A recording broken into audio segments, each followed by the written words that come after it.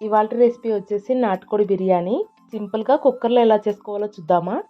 Regular చికెన్తో బిర్యానీ తిని bore కొడితే ఇలా ఒక్కసారి నాటుకోడితో పలావ్ ట్రై చేయండి. చాలా చాలా టేస్టీగా ఉంటుంది. ఈవెన్ వంట రాని వాళ్ళు కూడా ఈజీగా చేసుకునేలాగా ఉంటుంది. తప్పకుండా ట్రై చేయండి.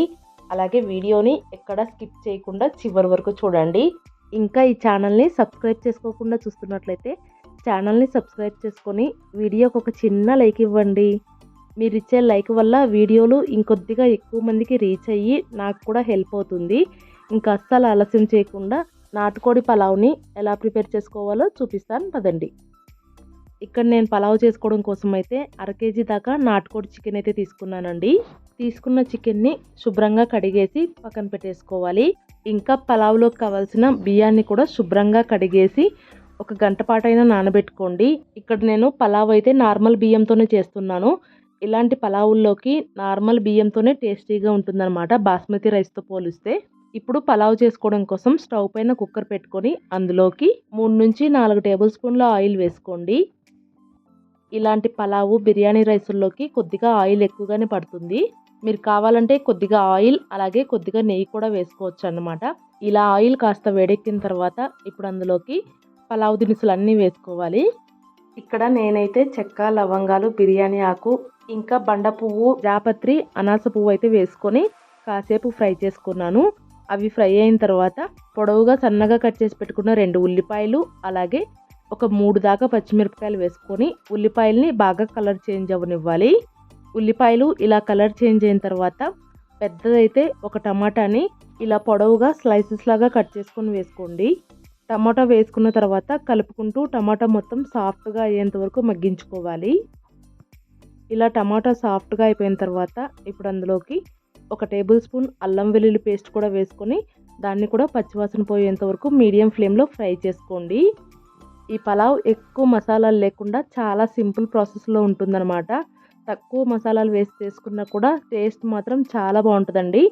అల్లం వెల్లుల్లి పేస్ట్ ఇలా కలర్ చేంజ్ అయిపోయిన తర్వాత కొద్దిగా కొత్తిమీర కూడా వేసుకొని దాన్ని కూడా ఫ్రై చేసుకోండి. ఆ తర్వాత శుభ్రంగా కడిగి పెట్టుకున్న నాటుకోడి చికెన్ అయితే వేసుకోవాలి. ఇప్పుడు ఆ చికెన్ని అల్లం వెల్లుల్లి పేస్ట్, ఉల్లిపాయలు వీటన్నింటిలో కలిసిపోయేలాగా బాగా కలిపేసుకోండి.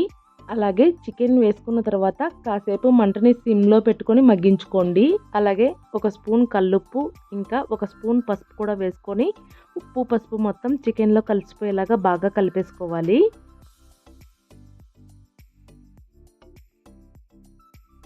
ఇలా ఒక 2-3 నిమిషాల పాటు చికెన్ని మగ్గించుకున్న తర్వాత ఇప్పుడు అందులోకి 1 స్పూన్ కారం, 1 స్పూన్ ధనియాల పొడి, 1 స్పూన్ గరం మసాలా, ఇంకా 1 స్పూన్ బిర్యానీ మసాలా, అలాగే 1 టేబుల్ స్పూన్ మైన పెరుగు కూడా వేసుకొని అన్నీ కూడా చికెన్లో కలిసిపోయేలాగా బాగా కలిపేసుకోండి. ఇవన్నీ వేసుకున్న తర్వాత కూడా మంటని సిమ్లోనే పెట్టుకొని కాసేపు మగ్గించుకోవాలి. అలాగే ఇక్కడ మీరు తీసుకునే నాటుకోడి చికెన్ కనుక బాగా ముదురుతైతే కనుక ఇలా కాసేపు మగ్గించుకున్న తర్వాత ఒక చిన్న టీ గ్లాస్ మైన నీళ్లు వేసి కుక్కర్ మూత పెట్టేసి 1 విజిల్ రానిచ్చుకోండి. ఇక్కడ నేను తీసుకున్నది అయితే కాస్త లేతగానే ఉందండి. సో కాసేపు సిమ్లో పెట్టుకోగానే చికెన్ ఆల్మోస్ట్ ఒక 50% ఉడికిపోయిందనమాట. ఇక్కడ చూపిస్తున్నాను చూడండి, చికెన్ అయితే ఆల్మోస్ట్ 50% వరకు ఉడికిపోయింది.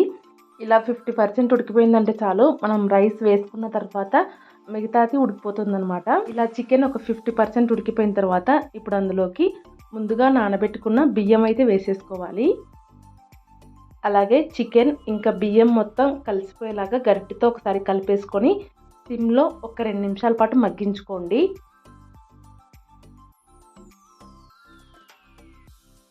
అలా 2 నిమిషాల పాటు మగ్గించుకున్న తర్వాత ఇప్పుడు అందులో తగినంత ఎసరు వేసుకోవాలి. ఇక్కడ నేనైతే 2 గ్లాసుల బియ్యం తీసుకున్నాను. 2 గ్లాసుల బియ్యానికి ఒక్కొక్క గ్లాస్కి 2 గ్లాసుల చొప్పున ఎసరు అయితే వేసుకుంటున్నాను. నేను తీసుకున్న బియ్యం పాత బియ్యం కాబట్టి కుక్కర్లో అయినా కూడా 1 గ్లాస్కి 2 గ్లాసులు ఎసరు అయితే వేసుకున్నానండి. సో మీరు తీసుకునే బియ్యం పాతవా కొత్తవా అనే దాన్ని బట్టి ఎసరు వేసుకోండి. ఇలా ఎసరు వేసుకున్న తర్వాత ఒకసారి మొత్తం కలిపేసుకొని ఈ టైంలోనే ఉప్పు చెక్ చేసుకోవాలి. బిర్యానీని జస్ట్ పెరుగు చట్నీతో తినాలనుకుంటే కనుక ఇలా నీళ్ళల్లో ఉప్పు చూసినప్పుడు ఉప్పు కరెక్ట్గా సరిపోవాలి. లేదు సపరేట్గా కర్రీ చేసుకుంటాం అనుకుంటే కాస్త ఉప్పు తక్కువగా వేసుకోండి. అప్పుడు చికెన్ కర్రీ లాంటి వాటిల్లో కలుపుకొని తినడానికి బాగుంటుంది.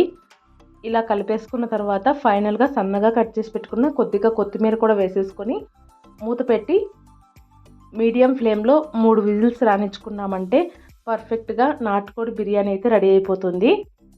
ఇక్కడ కుక్కర్లోని ఆవిరి మొత్తం పోయిన తర్వాత మూత ఓపెన్ చేసి చూపిస్తున్నాను చూడండి. పలావ్ అయితే చాలా చాలా బాగా వచ్చిందండి. తప్పకుండా ట్రై చేయండి. ఎక్కువగా టైం లేదు కానీ బిర్యానీ తినాలనిపిస్తున్నప్పుడు ఇలా ఒక్కసారి ట్రై చేయండి. దమ్ బిర్యానీ అయితే చాలా పెద్ద ప్రాసెస్ అండి. ఇదైతే చాలా సింపుల్గా అయిపోతుంది. ట్రై చేసి మీకు ఎలా వచ్చిందనేది తప్పకుండా కామెంట్ చేసి చెప్పండి. అలాగే ఈ వీడియో మీకు నచ్చినట్లయితే ప్లీజ్ లైక్ చేయండి, షేర్ చేయండి. కొత్తగా కనుక ఎవరైనా ఛానల్ చూస్తున్న వాళ్ళు ఉంటే సబ్స్క్రైబ్ చేసుకొని సపోర్ట్ చేయండి. Thank you.